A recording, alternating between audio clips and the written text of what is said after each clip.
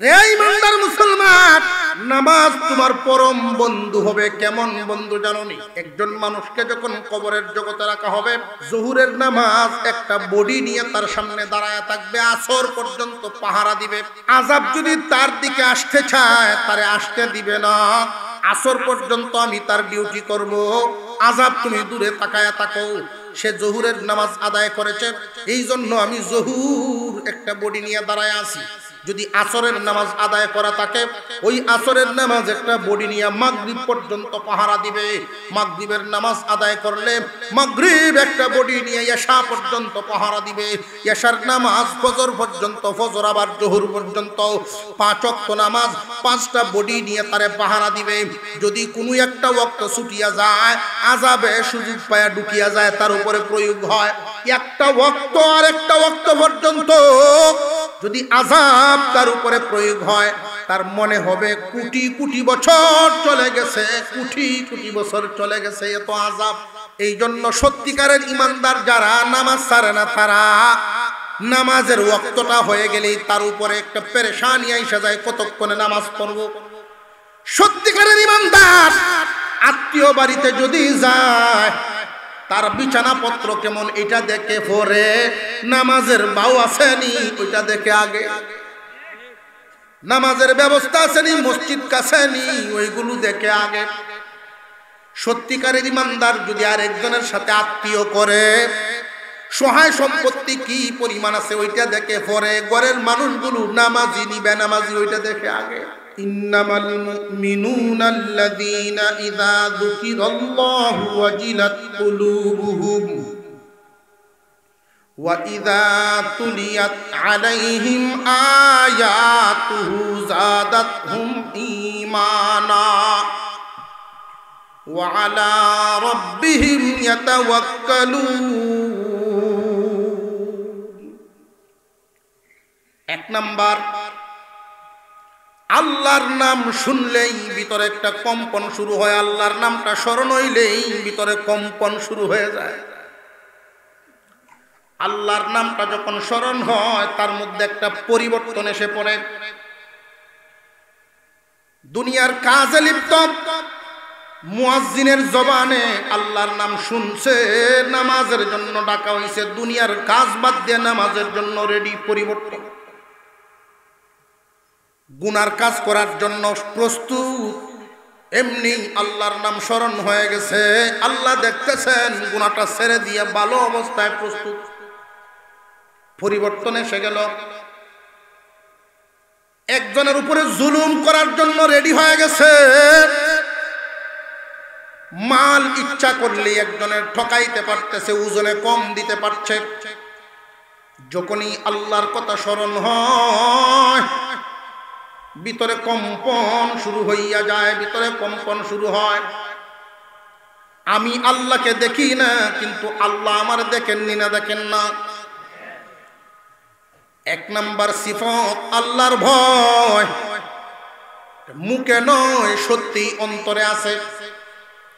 এমন একটা জায়গা, যুবক যুবতী এমন এক নীরব নিস্তব্ধ জায়গায় চলে গেল, দুনিয়ার কোনো সাক্ষী নেই, দুনিয়ার কোনো ইজ্জতের ভয় নাই, কেউ দেখবে না, ইচ্ছা করলেই মনের লালসা পূরণ করতে পারে।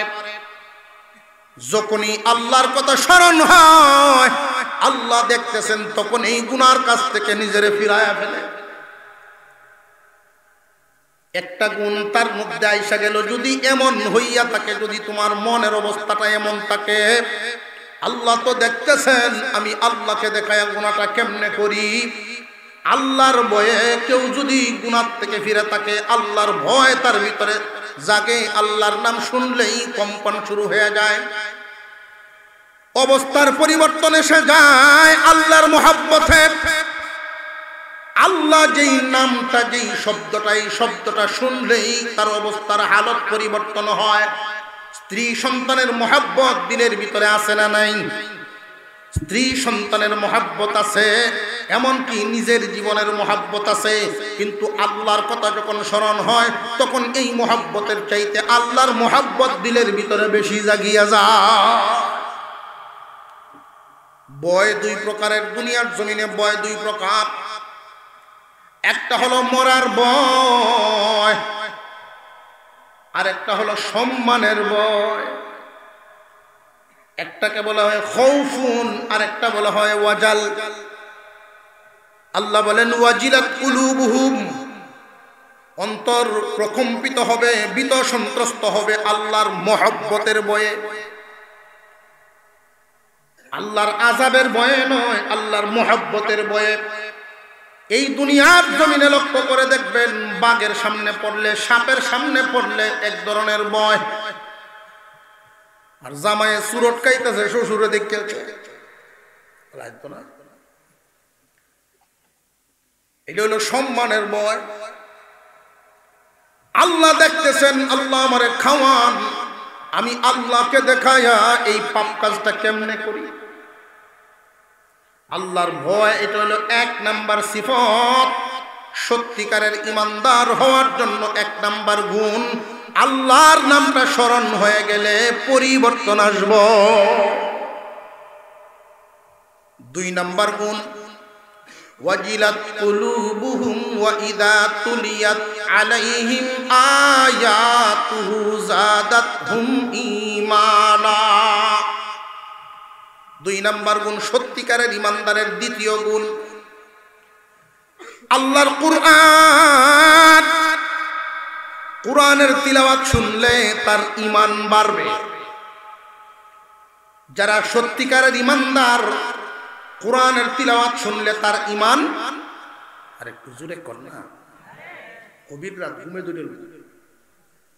সত্যিকারের ইমানদারের ঈমান কি জাগাত থাকে না বাড়ে?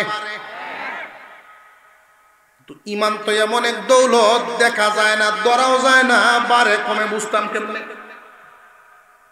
মুফাসসিরিনে কেরাম বুঝায় দিলেন, যদি কোরআন শুনলে তার ভালো লাগে বুঝবা ঈমান বাড়ে।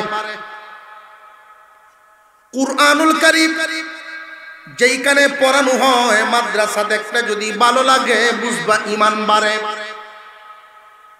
কুরআন যারা পড়ায়, যারা পড়ে, এদেরকে দেখলে যদি ভালো লাগে বুঝবা ইমানদারের ঈমান বাড়ে।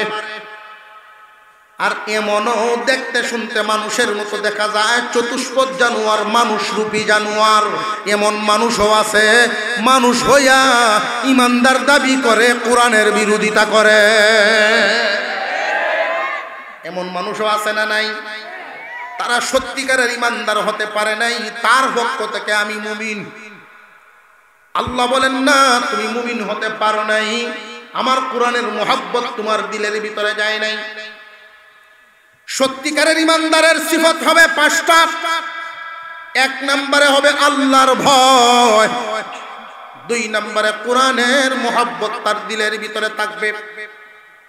কোরআন শুনলেই ভালো লাগবে, কোরআন শুনলেই ভালো লাগবে, কোরআনের সাথে সম্পৃক্ত সব তার ভালো লাগবে। 3 নম্বর, সর্বহালতে আল্লাহর উপরে ভরসা করবে। সর্বহালতে কার উপরে ভরসা করা? জবান খুলে বলেন, কার উপর? আল্লাহর উপরে ভরসা করা কেমনে? আপনি ঢাকায় যাইবেন, জানেন গাড়ি দিয়ে যাইবেন, কিন্তু ভরসা রাখতে হবে আল্লাহর উপরে। গাড়ির কোনো ক্ষমতা নাই, গাড়ি হইল মাধ্যম, নিবে নামায় আল্লাহ। সংসার আপনি চালান ঠিক, এই গৃহস্থী শুধু মানুষকে চালাইতে পারে না, বিশ্বাস রাখতে হবে চালায় আমারে আল্লাহ, মাধ্যম হইল গৃহস্থী, চালান আমাকে আল্লাহ, মাধ্যম হইল ব্যবসা, চালান আমারে আল্লাহ, মাধ্যম হইল চাকরি, চালান আমারে আল্লাহ, মাধ্যম হইল আমার হুদ বিদেশ থেকে টাকা পাঠায়, কিন্তু আল্লাহ ছাড়া আমি চলতে পারবো না। হামেশাই আল্লাহর উপরে ভরসা। ভরসার আরেকটা ব্যাখ্যা মুফাসসিরিনে কেরাম বলেন, আল্লাহর ফয়সালায় বান্দা খুশি। আল্লাহর ফয়সালায় বান্দা খুশি কেমনে? আল্লাহ কাউকে ধনী বানাইছেন, কাউকে গরিব বানাইছেন। এই হালতে বান্দা যেই হালতে আছে, সর্বহালতেই আল্লাহর প্রতি খুশি আছে।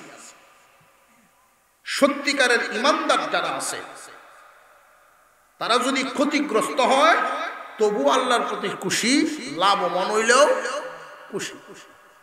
ক্ষতি হয়েছে দিকেই যাচ্ছে আল্লাহর প্রতি নারাজ হইল, পাশের জমিনের মধ্যে 6 মণ দান হয়েছে, অথবা 15 মণ দান, প্রতি কেয়ারে 15 মণ, আর তারটা তুলছে 10 মণ। এই বেড়া চাইতে গেল। আল্লাহ আমারে দেয় না, আল্লাহ আমারে দেয় না। তাওয়াক্কুল হইছে না, তাওয়াক্কুল। সর্বহালতে কার উপরে ভরসা করা?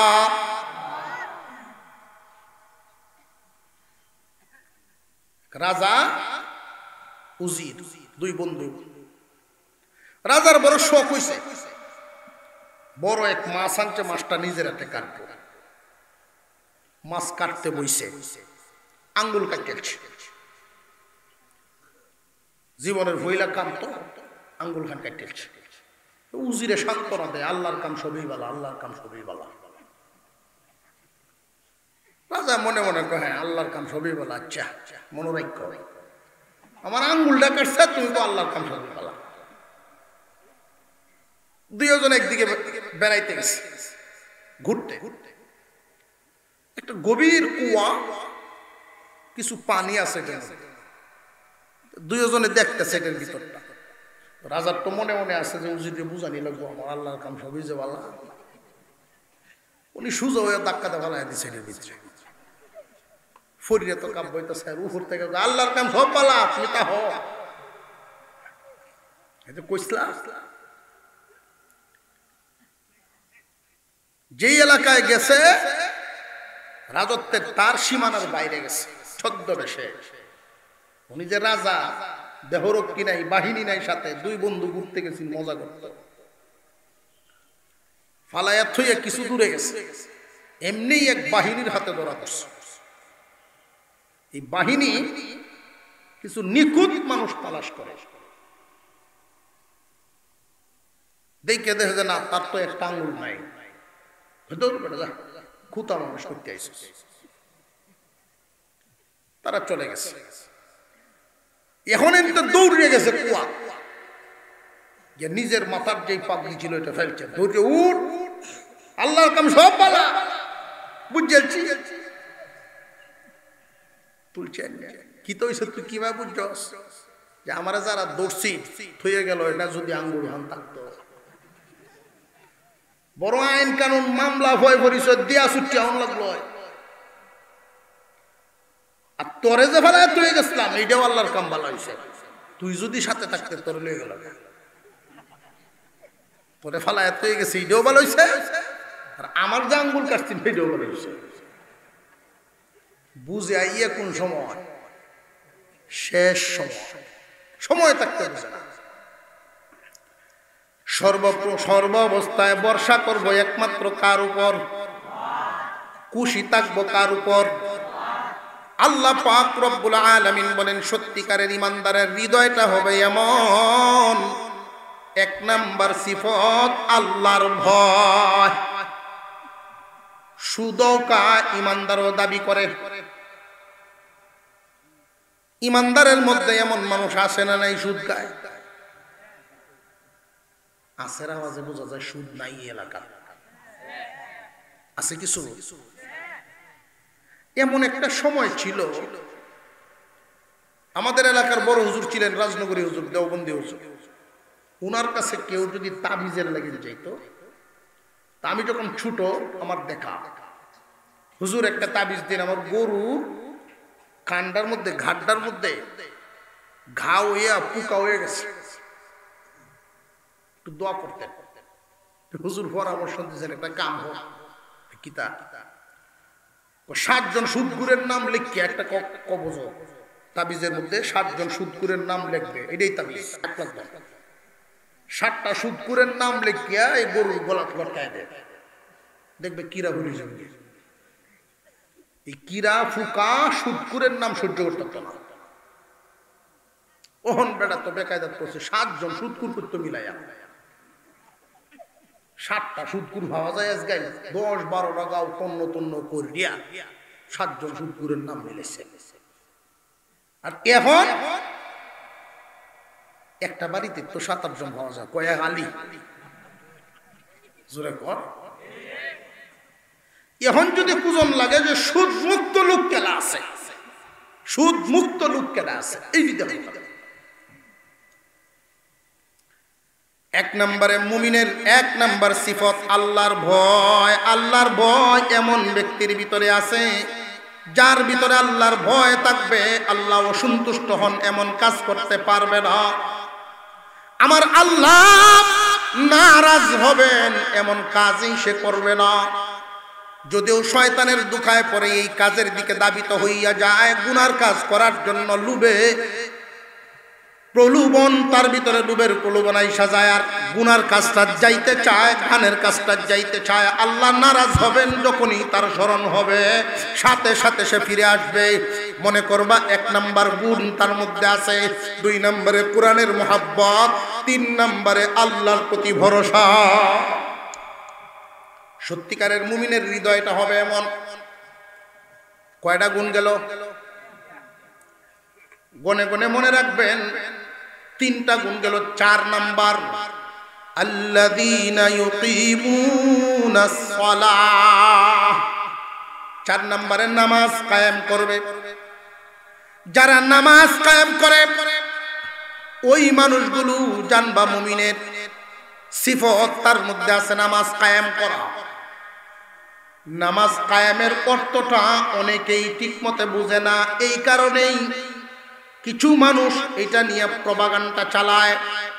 বন্ডফিরের মুরিদ তারা কয় আল্লাহ কইছেন না নামাজ পড়ার কথা, আল্লাহ কইছেন নামাজ কায়েম করতাম, পড়ার কথা কইছেন না কায়েমের কথা কইছেন। নামাজ কায়েমের অর্থ হলো সময় বুঝে ওয়াক্ত মতো সঠিক নামাজ পড়া। নামাজের একটা বডি আছে, আমাদের যেমন বডি আছে নামাজেরও বডি আছে। আমাদের বডিতে দেখবেন এমন অঙ্গ আছে যে অঙ্গ না থাকলে আমরা বাঁচবো না। নামাজেরও এমন অঙ্গ আছে যে অঙ্গ না থাকলে ছুটিয়ে গেলে নামাজই হবে না। আমাদের বডিতে এমন অঙ্গ আছে যে অঙ্গ ছাড়াও আমরা বাঁচবো। যেমন একটা মানুষের একটা চোখ নাই না, মানুষটা বাঁচবনি না বাঁচত না। একটা হাত নাই, মানুষটা বাঁচবেনি না বাঁচতে না। বাঁচবো ঠিক কিন্তু সুন্দর না, অসুন্দর, অপরিপূর্ণ বডি। ঠিক তেমনি নামাজের ভিতরে ফরজ আছে, ওয়াজিব আছে, সুন্নত আছে। নামাজের ভিতরে সুন্নত ছুটিয়া গেলে নামাজ হবে ঠিক কিন্তু সৌন্দর্য নষ্ট হবে। আল্লাহ পাক রব্বুল আলামিন হুকুম দেন নামাজ কায়েম করো, এমন ভাবে নামাজটা পেশ করো যেন নামাজ পরিপূর্ণ হয়। তাসবিরে তাসবিহ বানাও, রুকুরে রুকু বানাও, কিরাতকে কিরাত বানাও। সুবহান রাব্বিয়াল আযীম, সুবহান রাব্বিয়াল আযীম, সুবহান রাব্বিয়াল আযীম। তিনবার কইলে অন্তত 2-3 সেকেন্ড সময় তো লাগবে। এমন নামাজ পড়তেছে রুকুত গিয়ে খালি 8 মিনিট শুইছে, শুয়ে গেল সবিন সবিন সবিন সবিন, সুবহান রাব্বিয়াল আযীম লাগাতার সবিন সবিন করে উঠে।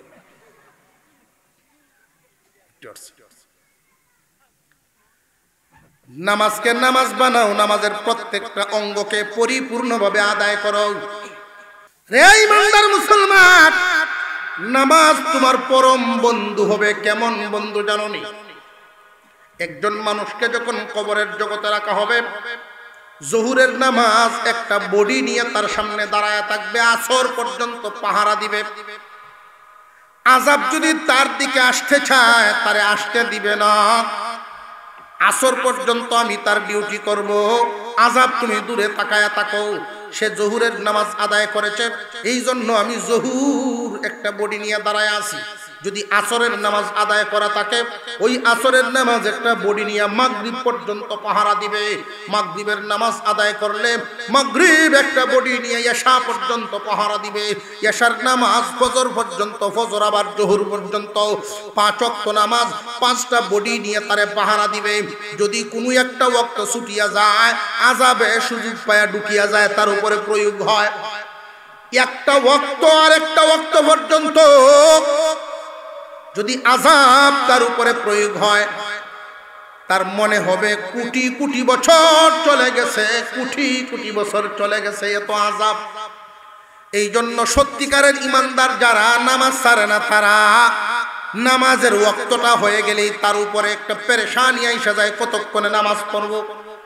সত্যিকারের ইমানদার আত্মীয় বাড়িতে যদি যায়, তার বিছানাপত্র কেমন এটা দেখে পরে, নামাজের বাউ আসেনি ওইটা দেখে আগে, নামাজের ব্যবস্থা আসেনি, মসজিদ কাছেনি ওইগুলো দেখে আগে। সত্যিকারের ইমানদার যদি আরেকজনের সাথে আত্মীয় করে, সহায় সম্পত্তি কি পরিমাণ আছে ওইটা দেখে পরে, ঘরের মানুষগুলো নামাজি নিবে নামাজি ওইটা দেখে আগে।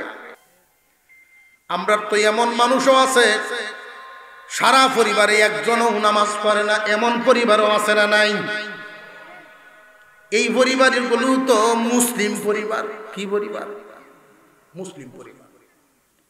নামাজ নাই এই পরিবার, মুসলিম পরিবার কেমনে? আশ্চর্যের সাথে বলতে হয়, শয়তান খুব খুশি হয়। শয়তান তো এমন খুশি যে এই এলাকায় আমার দলের লোক বেশি। শয়তানের যদি ইলেকশন করতাম তো আমরা ভাস করতাম না। একজন শয়তান কারুছে, একজন হুজুর কারুছে, বুট হয়ে খাইতো না বেশি। আপনারা ঘুমিয়ে গেছেন? হ্যাঁ ভাই, এই কথাটার বাস্তবতা বর্তমানে কি আপনারা টের পান না? 5 জন ক্যান্ডিডেট যদি ইলেকশনে কারো, যদি দেখা যায় যে না নামাজ কায়েম করনেওয়ালা একজন খারো হয়ে উঠছে, তো 2-4 জন বুঝদার তারে গিয়ে কইব, তোমার মতো মানুষ ইলেকশন হইয়ে তোমার মতো মানুষ নইয়ে। সবচেয়ে যে খারাপ এইটারে ভোট দেয় বেশি। আর তাহলে দল কাড্ডা বাড়ি, সদস্য 5 জন করো, একজনও নামাজ পড়ে না। এটা কি ইসলামের পরিবার না শয়তানের পরিবার? তারা বুঝে আসতেছে আপনাদের? পরিবারটা শয়তানের। রহমত চায় আল্লাহর, সাহায্য চায় আল্লাহর। আল্লাহর সাহায্য চাইলেই তুমি পাইতা না। তুমি আল্লাহর পরিবার হিসেবে নাম লেখাও আগে, যে ইসলামিক পরিবার, আল্লাহর রহমত ফেরেশতারা লইয়া যাইব করো। নামাজ কায়েম করা, 5 ওয়াক্ত নামাজ। আত্মীয় বাড়ি গেছি আমি, নতুন শগন হইব, নতুন শগন, যে বেটা তালুই এ বেটারে ডাকতাছি, এদিকে আসেন, আমরা আসরের নামাজটা একসাথে করি, মসজিদ দূরা। আপনার অসুবিধা হইতেছে? রাত তো অনেক হয়ে গেছে। আপনারা এনতে বিদায় নিয়ে আমি কেন্দ্র যাই। কেন্দ্র চিনছেন না? এই গানটা নেই পারে। আল্লাহু আকবার। আসলে তো এদিকে সুযোগ হইলে তো সহজেই আছি, আমরা কাছে আসলাম, আসা যাওয়া করণ গেল। এখানে অনেক পুরাতন আত্মীয়, অনেক পুরান আত্মীয়। রাস্তা বলে ওই বুঝছি, তবে আমার আমলে হয় কিনা আল্লাহ জানে। এই দুনিয়া ঘুরে যাওয়ান লাগে। ম্যাপে যখন দেখি যায় রে বিশম্বরপুর, আর কিন্তু কত কাছে, তাহেরপুর নেত্রকোনার কেন্দ্র কত কাছে। কলমাহান্দালাত গেলি তো গেলাম, ধর্মভাষা গেলেই গেলাম, কিন্তু এই যে যাওয়াটা এত বড় কঠিন। দুনিয়া ঘুরে যাওয়ান লাগে, খুব লম্বা চূড়া হবে না। আমরা পরিস্থিতিটা, নামাজের যে বিষয়টা, বেটার মাথার টুপি আছে ঠিকই, পাঞ্জাবিও আছে, তা আমি নামাজের লাগি ডাকছি, এটা কি অপরাধ? মনে হচ্ছে তো নামাজ পড়ে। পরে বুঝলাম যে না, এটা বয়সের পাঞ্জাবি, নামাজের না। টুপিটাও যেটা দিছে এটা বয়সের, মেমানদারি, মেমানাই বোঝো বাড়ি, টুপি মাথার দিছে। এখন ঘরের যারা আছে, হুজুর বেটা নামাজ কারো হেরো গিয়া কইতেছে নামাজের লেগিয়া, বেটা কারো হয়েছে ঠিকই 2 জন। যখন নামাজে সালাম ফিরাইছি আমি, সালাম কোন দিকে ফিরানি? পইলা ডান দিকে, হে বেটা ফিরাইছে বাম দিকে, মুখ তো একখান হয়েছে। সবচেয়ে আশ্চর্য লাগলো আমার কাছে, আমি যখন কইছি আসসালামু আলাইকুম রহমতুল্লাহ, বেটা ওয়ালাইকুম সালাম। নামাজ পড়ে এই বেটা নামাজ পড়ে, মসজিদে গেছে জীবনে গেলে অন্তত সালাম ফিরানি দিত হিকল। আমার বুঝই সারি বাবার এই জীবনটা কই খাটাইলা। আমার আন্দাজ হয়ে গেছে পরিবারের এই লোকের যদি এই হালত হয়, ছোটর আর না জানি কোন হালত। নামাজ কায়েম করা, পরিবারের নামাজ কায়েম করা, পরিবারের কর্তা যিনি উনি নামাজ পড়বেন, বিবিরেও নামাজ পড়াবেন, সন্তানদেরকেও নামাজ পড়াবেন। তুমি একজন মানুষ মুরব্বী, তোমার ছেলেদেরকে যে এই ছাদের নিচে ঘরের বেড়ার নিচে যে জায়গা দিলা, তুমি মুরব্বী যদি ঘোষণা দাও আমার বাদ যদি খাওয়ান লাগে আল্লাহর হুকুম পালন করন লাগবো। ছেলেরারে আমার সম্পদে যদি ভাগ বসানো লাগে আল্লাহর হুকুম পালন করতে হবে। নামাজ ছাড়া আমার গরো খাওয়ান নাই। 2-4 দিন কইয়া দেখো, হয়তো তোমারে গালিগালাজ করতে পারে, আব্বা বড় করা। কিন্তু যেই দিন তুমি বাবা থাকবা না, কবরের কাছে দাঁড়াইয়া ওই ছেলেই কানবো আর কইব, আব্বা নামাজের শাসন এখন আর কে করবে? ভালোর জন্য যদি শাসন করেন তাৎক্ষণিক মনোপূর্ণ হইতে পারে, কিন্তু পরবর্তীতে ঠিকই সুনাম বলবে, খুশি হইব, দোয়া করব। হাজী সাহেবের বাড়ি বিয়া, হাজী সাহেবের বাড়ি বিয়া। মসজিদের ইমাম সাহেব বললেন যে হাজী সাহেব মসজিদের সভাপতিও আপনি, হাজী সাহেবও আপনি, বিয়া বাড়ি দিয়ে আপনার বাড়ির সাউন্ড বক্স আছে কেন লাগে কন্যা যায় গেল ফেরে ভারী না। অথচ হাজী সাহেব একটু ঢিল দিছে দেখে নে হইতাছে। যদি টাইট দিতেন যে আমার বাড়িতে এগুলো চলবে না, উঠতি বয়সের ছেলেরা মেয়েরা একখান হয়ে গিয়ে হাজী সাহেবের সমালোচনা করলো, বুড়িয়ার তাহাত তাকে 500 টাকা ঋণ বালা আছে। কিন্তু তারাই আবার তোমার ব্যাপারে বলবে, রে ভাই যে না হাজী সাহেব সঠিক লোক, অন্যায় হইতে দেয় নাই, অন্যায় হইতে দেয় নাই। আর যদি অন্যায়টা হইতে দেও আপুস কইরে লাই, অন্যায়ের সাথে আপুস কইরে লাইলে তারাই একদিন সমালোচনা করব, দেখছি কোন জাতের হাজি, দেখছি মনে হচ্ছে হাঁটা একটা বালা আসিল না খোঁজ করার। 3 লাখ যে খোঁজ করছে 1 লাখ মনে হয় বেজাল টাকা আসিল। কথা বুঝে আসছে, তারাই সমালোচনা করে। নামাজ কায়েম করা কয় নাম্বার গুণ বুঝলেন তুই তো না। 1 নম্বরে আল্লাহর ভয়, 2 নম্বরে কোরআনের মহব্বত, 3 নম্বরে আল্লাহর প্রতি তাওয়াক্কুল রাখা, আল্লাহর প্রতি ভরসা করা, আল্লাহর ফয়সালায় তুমিও খুশি, আল্লাহর সন্তুষ্টিতে আমিও সন্তুষ্ট। 4 নম্বর নামাজ কায়েম করা। 5 নম্বর আল্লাহর দেওয়া মাল আল্লাহর রাস্তায় দেওয়া। আল্লাহর দেওয়া মাল হইল কেমনে? আমার সম্পদ আল্লাহর দেওয়া হইল কেমনে? হ্যাঁ, আমার সম্পদ আল্লাহর দেওয়া। আল্লাহ যদি ইচ্ছা করতেন গরিবের ঘরেও জন্ম দিতে পারতেন, পারতেন না? পারতেন না। প্রাইমারি ফার্স্ট মাসও কামায় 1 লাখ, ডিগ্রি ফার্স্ট 10,000ও কামাইতে পারে না। সম্পদ দেওয়ার মালিক একমাত্র কে? 2টা আল্লাহ। কিন্তু দুলাভাইয়ের পিছে ঘুরতাম, বুঝলেন ছোটবেলার 2টা দিব দেখতে পাঠার পিছে ঘুরতাম, জুতা সাপ করাই তো, ব্যাগ দিয়ে টাঙাই তো, 5 টাকা দেয়া। এখন আল্লাহ লক্ষ লক্ষ টাকার মালিক যে আপনারে বানাইলেন, দিলেন কে? আল্লাহর দেওয়া মাল আল্লাহর রাস্তায় দেওয়া। আমাদের মালামাল সবগুলো দিছেন কে? আল্লাহ সবটা দিয়া কিন্তু সবটা চান নাই। তিনি কত বড় দয়াল রে বান্দা।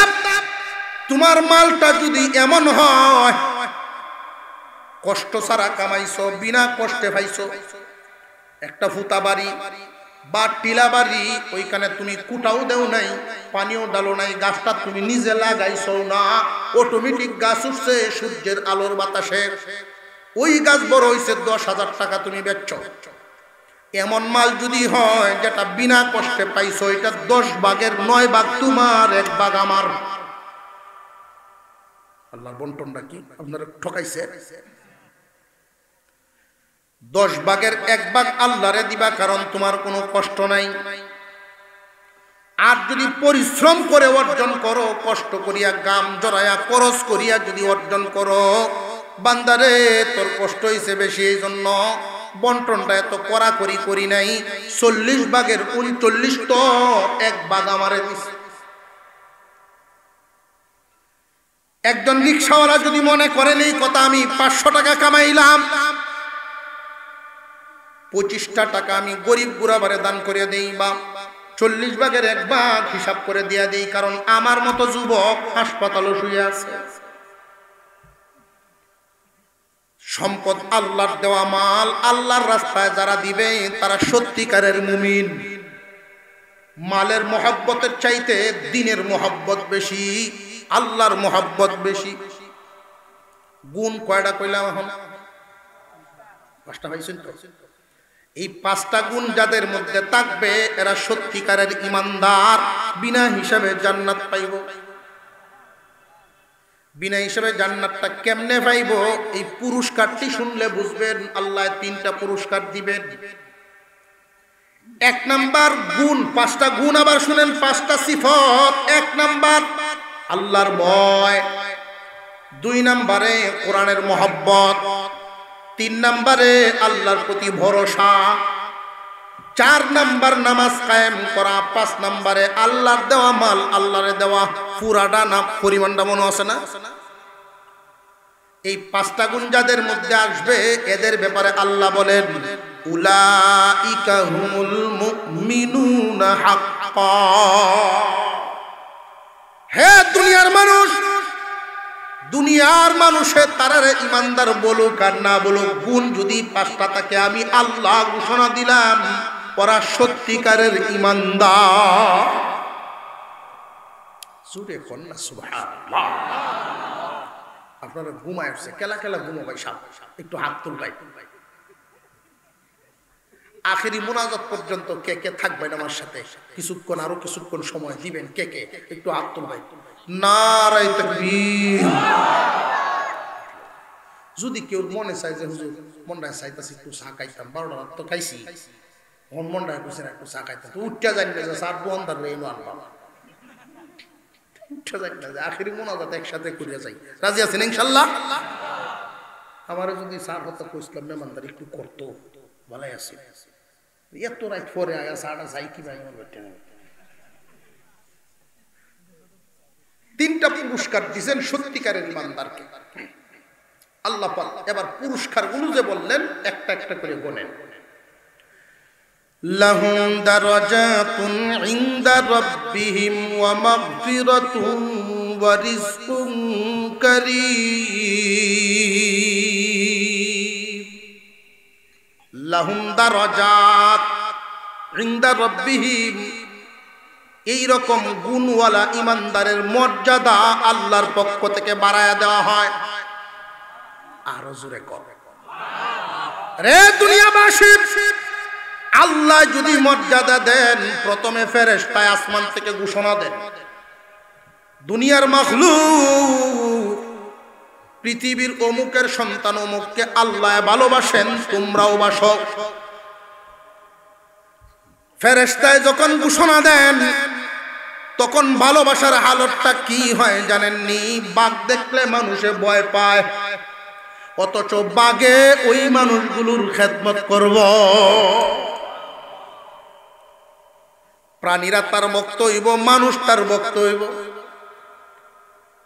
বিনা গুণে না গুণে। আল্লাহ বলেন 1 নাম্বার পুরস্কারটা দিমু আমি আল্লাহর পক্ষ থেকে, তার মর্যাদা বাড়ায়া দিমু। দুনিয়ার মানুষ মর্যাদা অর্জন করে ইলেকশন করিয়া, দুনিয়ার মানুষ মর্যাদা অর্জন করে ঠেলাঠেলি করিয়া, কিন্তু আমার দেওয়া ইজ্জত মানুষের কামানো ইজ্জতে বেশ কম আছে। আমি যদি ইজ্জত দেই ওই মানুষটার সম্মান স্থায়ী হয়, আর মানুষের নিজের কামানো ইজ্জত স্থায়ী হয় না। নিজের কামানো ইজ্জত সামনে দেয় সালাম, পিছে দেয় গালি। আমার দেওয়া ইজ্জত সামনে থাকলেও খুশি থাকে মানুষ, সামনে থাকলেও দোয়া করে, সামনে না থাকলেও দোয়া করে, ইজ্জত দেয়। এমনকি দুনিয়ার থেকে বিদায় হয়ে গেলেও নামটা নিয়ে মানুষ ইজ্জত দেয়। দেয়নি না? দেয় না? নামের ইজ্জত থাকে। আল্লাহ পাক রব্বুল আলামিন সত্যিকারের গুণী ইমানদারের ইজ্জত বাড়ায়া দিবেন, মর্যাদা বাড়ায়া দিবেন মানুষের অন্তরে। এমন মর্যাদা গাছের একটা ফল হইলে মানুষের মনেই চাই বাইরে উনারে যদি খাওয়াইতাম। এই মর্যাদা দিছেন কে? এক নাম্বার পুরস্কার আল্লাহ মর্যাদা দিবেন আল্লাহর পক্ষ থেকে। দুই নাম্বার পুরস্কার ওয়া মাগফিরাতুন, আল্লাহ বলেন আমি এই সমস্ত সিফাতওয়ালা ইমানদারের গুনাহ মাফ করে দিব। আরো জোরে করে সুবহানাল্লাহ। তিন নাম্বার ওয়া রিজকুন কারীম, আমি এদেরকে সম্মানের ইজ্জতের খাওয়ান খাওয়াইমু। পুরস্কার কয়টা? তিনটা। দুনিয়ার জমিনে আমরা শুনছি আল্লাহর রাস্তায় এক দিলে আল্লাহ 10 দেন, আল্লাহ বেশি দেন, কিন্তু এই জায়গায় দেখা যায় গুণ হইল 5টা, পুরস্কার। প্রশ্ন জাগেনি না জাগে না? আল্লাহ কম দিলেন কারণ কি? কম দেন নাই, কম দেন নাই, একটু হিসাব মিলাই। গুণ কয়টা? একটু কই না আমার সাথে সাথে। গুণ হইল 5টা, এখন মিলায় দেখি এই 5টা গুণের জায়গা কয়টা? 5টা গুণ। এক নাম্বার আল্লাহর ভয়। আল্লাহর ভয়টা তাকে কোথায়? অন্তরে। কোরআনের মুহাব্বত, মুহাব্বতও তাকে কোথায়? অন্তরে। আল্লাহর প্রতি ভরসা, ভরসা কি দিয়ে করা লাগে? অন্তর। প্রথম 3টা গুণ জায়গা পাইলাম একটা। গুণ কয়টা? 3টা, জায়গা একটা। 4 নাম্বার গুণ নামাজ কায়েম করা। নামাজ কায়েম করলে পুরা বডি লাগে, লাগেনি না লাগে না? নামাজ কায়েম করতে হয় বডি দিয়া। প্রথম 3 গুণ রাখতে হয় অন্তরে। 4 নাম্বার গুণ আনতে হইলে বডি লাগানি লাগে। গুণ গেল 4টা, জায়গা পাইলাম 2টা। একটা হইল অন্তর, 2 নাম্বার বডি। 5 নাম্বার গুণ আল্লাহর দেওয়া মাল, আল্লাহর রাস্তায় দেওয়া। 3 নাম্বার পুরস্কারটা যে আল্লাহ দিলেন খুব ভালো করে এবার বুঝেন। জায়গা পাইছি আমরা 3টা, কিন্তু 1 নাম্বার অন্তর, 2 নাম্বারে বডি, 3 নাম্বারে মাল। গুণ 5টা, জায়গা পাইলাম কয়টা? অন্তর, বডি, মাল। এই জন্য আল্লাহ বলেন বান্দারে তোমারে আমি কম দেই নাই, পুরস্কার দিলাম 3টা। যেই অন্তর 3 গুণে গুণান্বিত, এই অন্তরওয়ালা মানুষটার ইজ্জত বাড়ায়া দেই, যেন অন্তরে প্রশান্তি পায়। যেই বডি নামাজ কায়েম করে ফেলে, এই বডি দিয়ে যত গুনাহ করছে সব গুনাহ মাফ। আমার দেওয়া মাল যারা আমারে দেয়, আমি এই মানুষগুলোরে না খাওয়ায় রাখতাম না। আল্লাহ বলেন এদেরকে আমি সম্মানের খাওয়ান খাওয়াইমু। এই জগতে কত ধনী ধনী মানুষ অসম্মানের খাওয়ান খায়, কেমনে জানেননি? 5 জমিনের মালিক, কিন্তু খাওয়ানটা শেষ পর্যায়ে সম্মানের খাওয়ান খায়া যাইতে পারে না। নাড়াচাড়ার খাওয়ান, বেইজ্জতের খাওয়ান। ফুতের বয়ে খাওয়ান দেয়, দিলে কষ্ট দিয়া দেয়। এমন দৃষ্টান্ত জমিনে আছে না নাই? আল্লাহ বলেন বান্দারা তোমরা গুণ অর্জন করো, ব্যবস্থা আমি করবো। আল্লাহর দেওয়া মাল, আমার দেওয়া মাল হিসাব করে করে আমারে দিও, বাকিটা তো তোমার থাকবে, ব্যবস্থা নিব আমি। কেমন ব্যবস্থা? আল্লাহ বলেন ইজ্জতের খাওয়ান খাওয়াই নিব, সম্মানের খাওয়ান খাওয়াইব। ফুতের বউ যদি খাওয়ায় তোমারে আমি এমন অবস্থায় তৈরি করব, তারা তোমার কাছে খুব অনভিনয় করে আইসা সম্মানের সাথে দাঁড়াইব। আমি তোমার মর্যাদা এমন জায়গায় নিয়ে দিব, বান্দারে তুমি গুণী হও, তোমার নিয়ামত দেওয়ার জন্য আমার দরজা খোলা।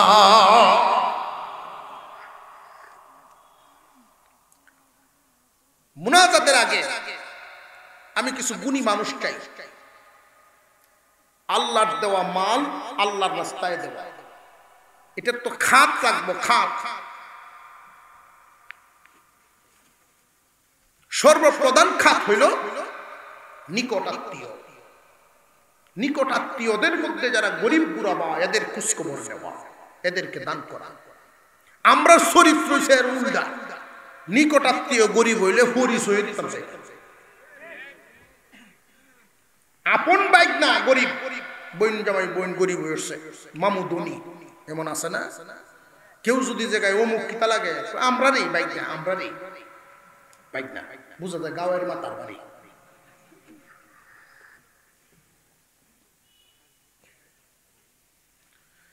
আর যদি কোনো শিল্পপতি হয়, আমার নিজের মানুষ, অমুক আমরা আপন মানুষ, নিজের মানুষ, দুলাবের বাইরের বাইস্তা।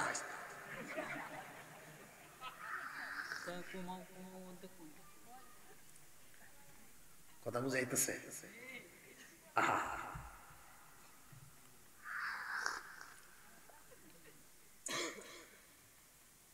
নিকট আত্মীয় মানুষ যারা গরিব গুরাবা, এদের খোঁজখবর নেওয়া, আল্লাহ খুশি হওয়া।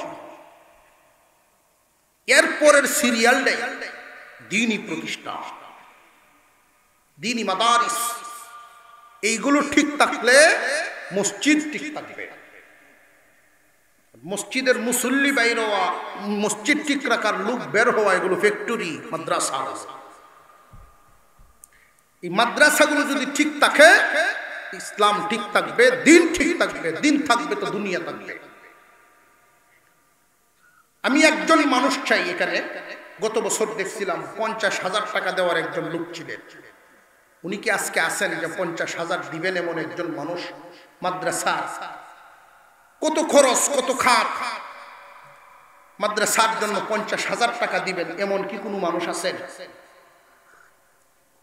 একজন মানুষ দেখতাম, আল্লাহর দেওয়া মাল থেকে আল্লাহর রাস্তায় দেওয়া। এরকম কুরবানিওয়ালা লোক গভীর রজনীতে আল্লাহর রহমতের সময় আল্লাহ পাক বরকত ঢেলে দিবেন। আসেননি কেউ?